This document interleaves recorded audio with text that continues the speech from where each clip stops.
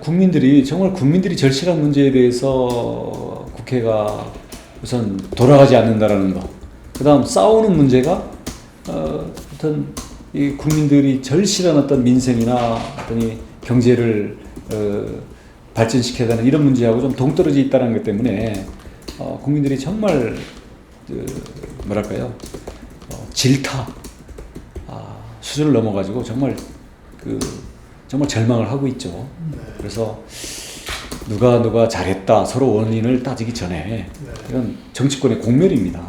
그러니까 국민들의 민심의 소리를 정말 무섭게 듣고 한 발씩 물러서고 해가지고 국회가 정말 민생을 위해서 또 서로 끝장 토론을 하는 모습들을 보여줘야죠.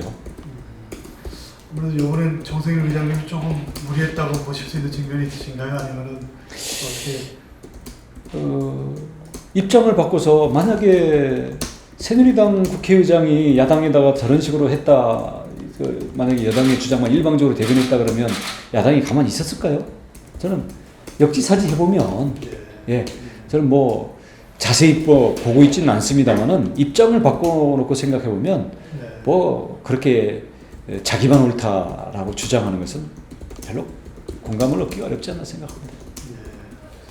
아니, 정당이란 게 결국 국민들의 뜻을 수렴하고 그것을 국회나 여러 가지 선출직 내지는 정부에서 대변하는 게 정당의 역할 아니겠습니까? 그런 면에서 지금 민심을 수렴하고 국회에서 이걸 대변하고 또 정부나 대통령에 의해서 전달하는 과정에서 조금 아쉬움이 많지 않나 생각하고요. 과거에 우리 총선 때도 공천이나 여러 가지 정치 방향에 있어서 국민들의 대다수의 뜻과 동떨어진 것들을 그냥 어떤 이 권력의 논리를 가지고 하다 보니까 총선 결과도 그렇게 나온 면이 있거든요.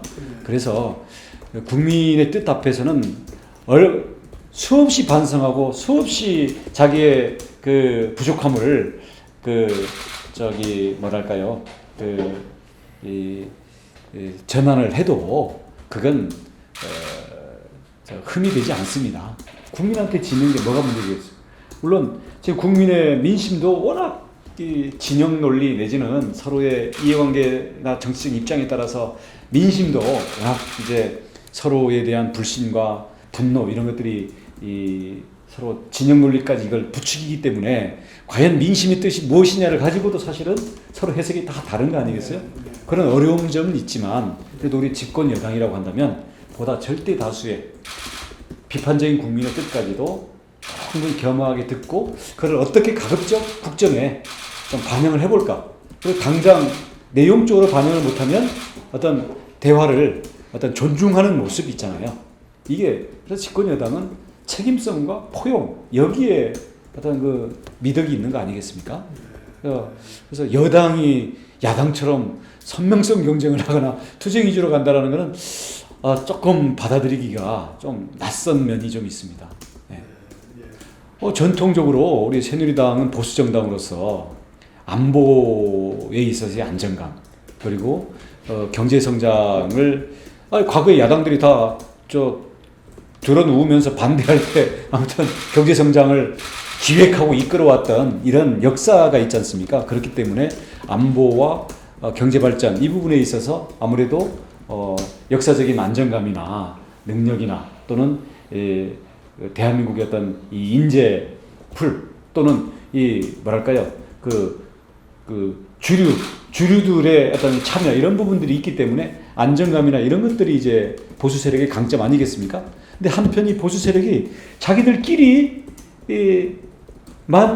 어떤 권력을 누리고 이익을 취하겠다 그러면 이게 기득권 집단이 되는 거고 대다수 또 국민들에게 이거는 넘어서야 될 이게 어떻게 보면 권력 집단이 돼버리는 거거든요. 그렇기 때문에 기득권과 권력 집단이라는 것을 넘어서서 뭔가 국가를 책임지고 뭔가 보다 긍정적인 건설적인 역할을 하는 이러한 사회 주도 세력으로서의 그 모습을 갖춰나가기 위해서 끊임없이 사회의 변화를 잘 흐름을 읽고 또 거기에서 받아들여서 스스로 고칠 것은 고치고 보수할 것을 보수하는 이런 자세를 사실 가져야 지속성장 지속적인 안정적인 지지 획득이 가능한 거죠.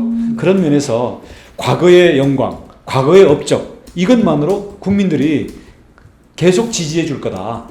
네. 여전히 다수 세력이다. 네. 이렇게 생각하면 국민들은 그때그때의 우리 사회의 가장 절실한 문제를 제대로 읽어내고 거기에 응답하고 그걸 해결하기 위해서 노력을 다하는 집단을 지지하도록 돼 있잖아요. 그런 면에서 치열한 야당과의 경쟁을 하고 있는 거다. 네. 이런 부분을 깨달아서 네. 국민과의 어떤 신뢰 얻기 경쟁 네. 이 부분에 대해서 보다 겸허하게 나서야 된다고 생각합니다. 그러면 네. 결국 국민들이 선택하는 거지. 예를 들어서 야당도 과거에 어떤 투쟁을 위해서 희생적으로 싸워왔다.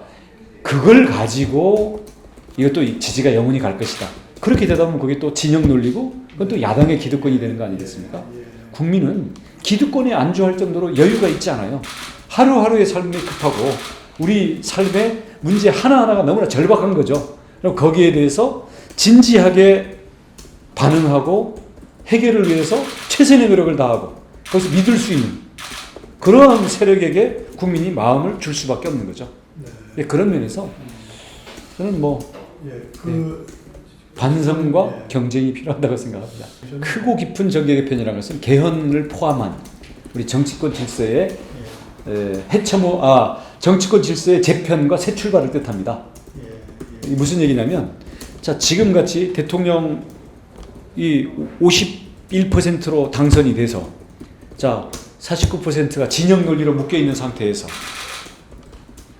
이걸 대통령의 권력을 견제하는 데에만 이게 야당의 역할이 있고, 또 여당은 무조건적으로 또 대통령을 뒷받침하는 데만 되다 보니까 진영 논리로 결국 토론해야 될 문제를 토론하지 않고 토론해야 될 문제를 싸움을 해버리잖아요.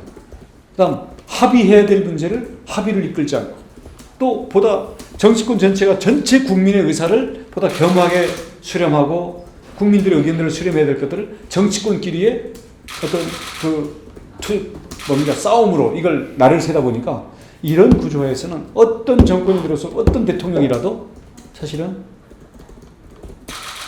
사회적인 합의가 필요한 문제들에 올바른 결정을 내리고 그것에 충분한 지지를 받기가 어렵죠. 네. 그래서 권력은 분산하고 사회적인 합의의 폭은 넓힐 수 있는 그러한 정치체제로 이제는 갈 때가 됐다. 내각제를 예, 내각제 요소를 아주 강하게 담은 개헌이 필요하다고 보고 있습니다. 순수 내각제가 맞을지 말지 이거는 토론을 할 문제라고 생각을 하고요. 저는 지금처럼 대통령에게 권력이 집중돼 있고 그러다 보니까 또 대통령에 대해서 죽기 살기로 모든 세력들이 또 싸워야 되는, 그리고 대통령을 옹호하는 세력과 대통령을 반대하는 세력이 진영 논리로 끊임없이 싸워야 되는 이 부분을 그러니까 이 투쟁과 갈등을 완화시킬 수 있는, 그리고 권력을 지방에도 분산시키고 민간 기구들에도 분산시키고 정당끼리도 서로 정책연합에 의해서 연정이 가능하고 이런 구조로 우리가 바꿔줄 필요가 있다. 예. 근데 이제 어떤 내각제에 조금 이제 부정적인 그런 얘기하는 거는 우리 국민들이 지금 국회 모습 이런 국회 모습에 권력이 굉장히 많이 가는 거를 과연 이렇게 인정해 주겠느냐, 좀 빠르지 않는다 이런 비판론에 대해서 어떻게 좀 그래서 지금 국회의 모습 때문에 내각제에 대해서 국민들이 그냥 어떤 지금 대통령 선거를 왕을 뽑는 선거잖아요. 예. 그래서 이제 왕이 아니라 어떻게 보면 내각을 구성할 수 있는 국회의원들을 뽑는 건데, 그러려면 선거제도나 공천제도가 완전히 바뀌어야 되겠죠. 지금처럼 그냥 위에서 공천을 찍어서 공천 주고, 아니면 이게 저 지역 구도위에서 텃밭에 의해서 그냥 묻지마식으로 공천되고 당선되다 보면 저는 그 국회에다가 어떻게 우리 국정의 어떤 토론과 합의 결정을 줄 수 있겠어요.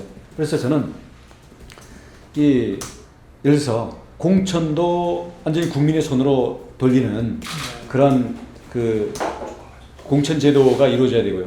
선거구 제도도 국민의 뜻을 가장 잘 반영할 수 있는 선거 제도로 이루어져야 되겠죠.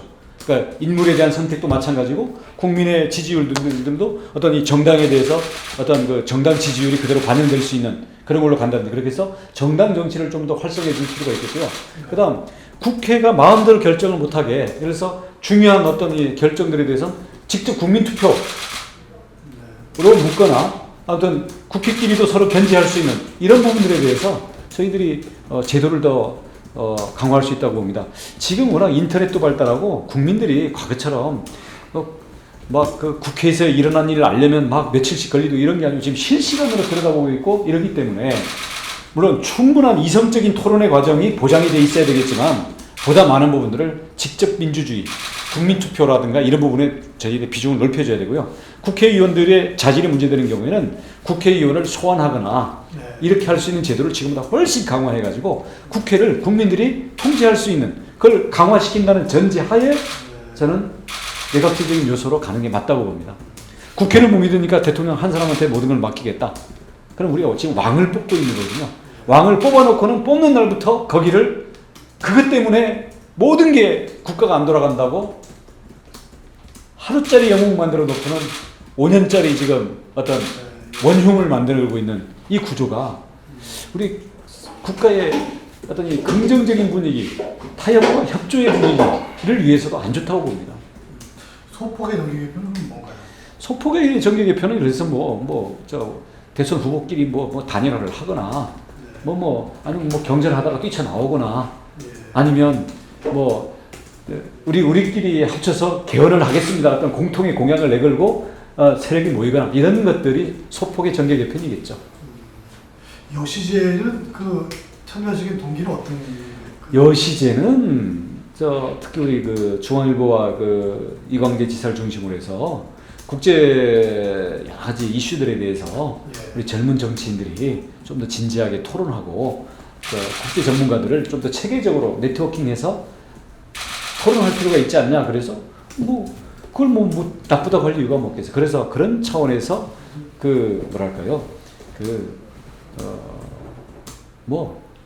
원칙적인 동의를 한 거지. 거기에서 그 이상의 무슨 정치활동 계획이 있거나 그런 건 아닙니다. 그런 게 있으면 또 반대할 거고요. 우선은 제주 도민들한테 물어봐야 되고요.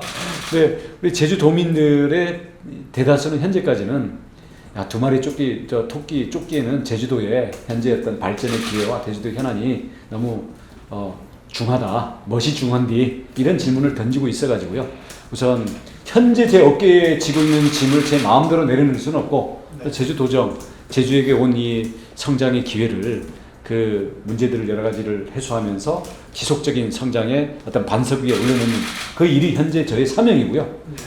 그럼에도 불구하고 국가가 굳이 내년에 저를 필요로 할지는 그건 국민의 소리를 들어봐야죠. 국민의 소리가 과연 우리 그 도민들에게도 나타날 텐데요. 도민들이 과연 내년에 저에게 어떤 걸 요구할지 그 부분에 대해서는 제가 마음을 열어놓고 경청할 생각입니다. 경선에 참여할 수도 있다 그런 그렇게 찝어서 물어보시면 제가 대답하기가 참 곤란하고요. 그러니까 과연 우리 국민들이 내년 시점에서 저를 필요로 하는지 그런 것은 저가 어떤 예의주시하면서 지켜볼 생각이고요. 어떤 그 결정의 순간이 올 수도 있고 안 올 수도 있는데 오든 안 오든 간에 저는 현재 제 어깨에 짊어진 짐을 조금 더 소홀함이 없이 저의 100%의 집중력을 가지고 제주도정을 제가 책임지고 이끌고 나가야 된다. 그게 현재의 저의 입장입니다. 지금 우리 세대의 과제는 우선 지금 하나는 저성장 그리고 그것 때문에 또 일자리 창출도 안 되고 있잖아요. 거기다가 지금 저출산 고령화 인구 절벽 이제 다가오고 있는 미래의 우리의 어떤 성장 동력과 우리의 어떤 발전 모델 이걸 어떻게 가져갈 것인가 하는 문제가 하나 있고요. 또 하나는 과거에 그렇게 성장을 많이 했지만 특히 IMF 이후에 격차가 커지고 중산층이 붕괴되면서 특히 젊은 층이나 우리 서민층들이 어떤 우리 사회의 질서가 과연 공정하고 우리에게 희망이 있는가 격차가 해소되고 내가 중산층으로 진입할 수 있는 그런 희망이 없다라는 이게 문제거든요. 저는 이 크게 두 가지 문제라고 봅니다. 그리고 이것을 둘러싼 여러 가지 문제들이 우리의 사회적인 진영 논리에 의한 무한 갈등, 그리고 분노에 의한 어떤 이 징후 범죄 이런 것들이 되다 보니까 우리 사회에 보다 좀 건강하고 활력 있는 이런 에너지가 계속 좀 소모되고 있지 않냐. 이렇게 갔을 때 과연 대한민국이 미래가 있겠냐. 이런 문제들을 모두가 지금 처절하게 느끼고 있는 거기 때문에 이 부분에 대한 정확한 문제 진단과 방향, 그리고 그것을 풀어나갈 수 있는 비전과 리더십의 제시, 이게 우리 리더들이 해야 될 일이고 현재 시대의 과제라고 생각을 합니다. 저성장이 우리나라뿐만 아니라 전 세계적인 거 아니겠습니까? 그러면 지금 구글이나 이런 쪽이 그 돌파하려고 하는데 결국은 첨단 내지는 어떤 미래 산업을 가지고 지금 가고 있는 거 아닙니까? 또 하나는 석유 시대가 가고 이제 결국 에너지 신산업, 청정 에너지, 기후 변화에 대해 대응 체제 시대로 가고 앞으로는 탄소 배출권도 돈 주고 사야 되는 시대가 올 텐데 녹색. 그리고 우리 같은 경우는 전통 제조업은 강한데 제주의 관광이나 어떤 이 지식 서비스, 그리고 미래에 현재의 7살짜리들은 20년 뒤에는 현재 없는 직업, 그리고 주로 서비스 내지는 미래의 어떤 이 뭐랄까요, 좀 스마트 소프트웨어와 연결되는 이런 사업들을 직업들을 갖게 될 거라는 전망이거든요. 그러니까 이런 부분에서 어떤 미래 서비스 산업, 이런 세 가지 분야를 다행히 우리나라가 이 부분에 대해서는 많은 가능성들을 갖고 있습니다. 이 부분들을 집중적으로 키우면서 대신 이 과정에서는 우리가 인재 양성과 어떤 일자리 창출에 초점을 맞춘 경제 구조로 바꿔줘야 된다고 생각을 합니다. 양극화 문제는 지금 어차피 뭐 숟가락 논쟁, 뭐 숟가락 그 얘기에서 나오는 것처럼 당장 우선 내 월급, 돈 벌어서 내 집을 마련할 수 있냐. 지금 뭐 서민의 자녀들이 지금 뭐 나한테 기업 물려주세요 이런 게 아니잖아요. 내 집 마련의 부담. 그 다음 자녀를 낳았을 때 어떤 평생 교육비의 교육 부담, 특히 사교육의 어떤 부담. 그 다음 아이를 낳았을 때 지금 맞벌이 어렵게 하면 아이를 낳는 순간 당장 양육비가 들어가는 문제. 옛날처럼 그냥 던져놓고 키울 수도 없고. 그래서 이 양육, 교육, 주택 이 부분에 대해서 과거에는 개인이 열심히 벌어서 감당을 했지만 이제는 사회 보장이라든지 국가에서 상당 부분을 좀 안아줘야 되는, 그래서 재원과 과연 이 부분을 어떤 식으로 설계를 할 거냐의 문제지, 이 부분에 어떤 이 복지의 강화, 그리고 중산층으로 진입할 수 있는 어떤 뭐랄까요, 사다리의 아랫부분을 좀 보강을 해줘야 된다. 이 부분에 대해서는 격차 해소와 중산층 복원을 위한 어떤 지원, 이 부분에 대해서 민생 지원, 이 부분에 대해서는 저는 진보 보수를 떠나가지고 그건 정도와 특징인 방법론의 차이이지 이 부분에 대해서는 시대적인 접근이 많이 이루어졌다고 생각합니다. 이 부분에 대해서 저는 제가 많은 방안 중에서 꼭 이거다, 이게 중요한 게 아니라 이런 부분들이 시급한 과제라는 것을 합의를 하고 서로 다양한 논의들에서 이걸 극한 투쟁이나 아니면 이것을 무슨 이념 색깔 논쟁으로 몰고 가지 않고 실제로 국민들의 필요성과 우리가 감당 가능한 우리의 어떤 재원 마련 이런 부분을 놓고 끝장 토론을 해서 합의를 보면서 점진적으로 이 문제를 해소해 나갈 수 있는 어떤 사회적 합의와 정치적인 어떤 의사결정 체제를 확보하는 것. 근데 이게 되기 위해서도 사실은 지금처럼 대통령의 권력이 집중된 구조로는 대통령에 대한 찬반으로 딱 갈리는 순간 다른 모든 정책들도 합의가 안 이루어지고, 대통령이 사인이 없으면은 국회에서 이게 정당끼리 아니면 정당끼리 서로 공통 공약 내걸어 가지고 집권해서 그거를 대통령의 뜻과 상관없이 사회적인 다수결에 의해서 밀고 갈 수 있는, 이게 잘 안 되니까 이게 결국 또 정치 체제의 문제와 연결되는 거예요. 개헌을 하게 되면 개헌만 되는 게 아니라 개헌을 하기 위한 사회적 합의. 그래서 이런 부분들은 앞으로 예를 들어서 성장을 미래를 확보하기 위해서는 일정 분야에서는 규제도 완화하고, 예를 들어서 고용의 유연성 같은 것도, 그리고 어떤 M&A라든가 이런 우리 경제의 어떤 유연성과 활력을 확보할 수 있는 이런 부분들에 대해서 이건 진보 진영에서 양보를 해줘야 될 거고요. 그다음 주택이나 교육이나 육아나 이런 부분에 대해서 국가의 재정 부담을 더 하기 위해서 이건 보수 쪽에서가 재원 지출이라든가 어떤 재원 마련이랄까 재정 지출 이 부분에 대해서 역시 또 양보를 해서 타협이 이루어져야 될 거고요. 독일에서 내지는 유럽에서 서로 주고받고가 이루어지는 것처럼 그런 것들이 필요하겠죠. 국회에서는 이미 한 170명 가량이 지금 개원, 물론 강론들이 들어가면 다겠지만, 근데 지금 대선 주자들이 자기가 당선될 줄 알고 지금 그 부분에 대해서 반대를 한단 말이에요. 가장 유력한 대선 주자들이 모여서 자 지금 대한민국의 문제가 뭐냐에 대해서 정말 토론을 해서 좋다. 그러면 이런 이 부분에서 권력 분산을 하고 이런 어떤 연립 정권 수립이 가능한 체제를 가고 대신 이걸 하기 위한 무엇을 위한 거냐? 국회의원들이 권력 나눠 먹기냐? 그게 아니라 우리 지금 미래를 위한 국가의 성장 전략과 이 복지 확대 두 마리를 서로 타협 속에서 만들어내기 위해서 아무튼 서로 간에 어떤 이 정책 연정 계약서를 맺어보는 거죠.